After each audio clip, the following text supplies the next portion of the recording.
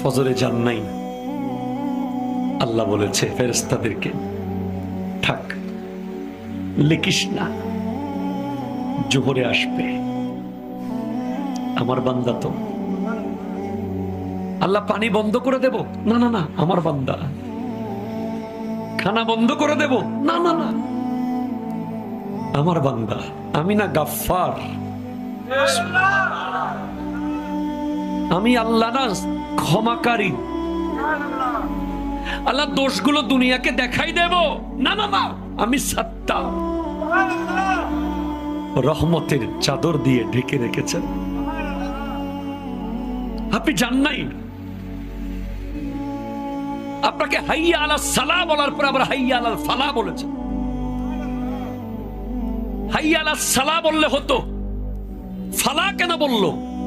আরে তোর লাভের জন্য আয়।